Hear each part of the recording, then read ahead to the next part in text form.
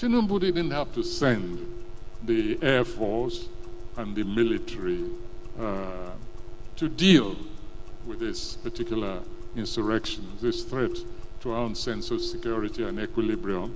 No, there are easier ways of doing it. Let me tell you where Tinubu should have looked for forces to quell that insurrection. Right here in Lagos, right here, or in Abuja, perhaps, I don't know. But there was no need to call the military or the Air Force. I'll tell you what happened. On one of my home visits, this about 2 months ago, I was coming out of a hotel and I saw what looked like a film set. And I said, oh, they're shooting a film. That was on the grounds of this hotel. And a young man detached himself from the actors, came over and greeted me, very polite, very nice young man. And I said, are you shooting somebody? I said, I'm just joking. Are you shooting a film? He said, no. And I looked around. There was nearly a whole battalion occupying that the grounds of that hotel, in Ikoyi, right here. So I got back in my car and I asked the driver who that young man was. And he told me. And I saw this SWAT team, a mixture. They were at least heavily armed, at least some 15 or so heavily armed to the teeth security personnel. Looked sufficient to take over a small country, neighboring city like Benin.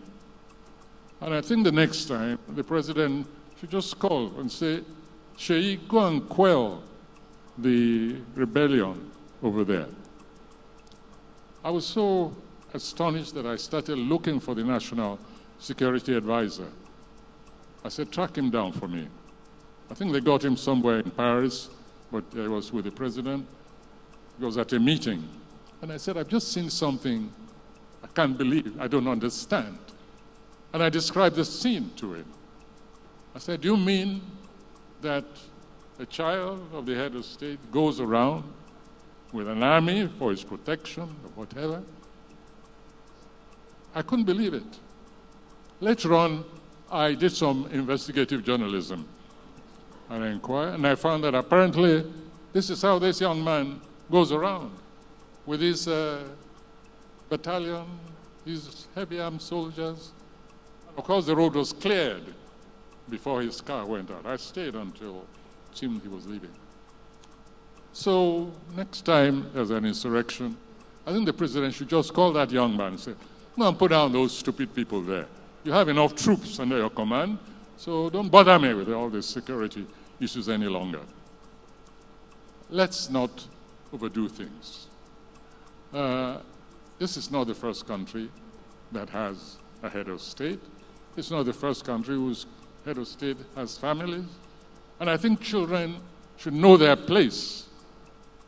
They are not potentates. They're not heads of state. And the security architecture of a nation like this suffers some injury and alienation when we see such a heavy devotion of security to one young individual. You'll excuse me, but I'm in and out most of the time. And this place is named after me. It's my center. So if I go off the immediate subject of our ward, I hope you'll excuse me for taking possession of my own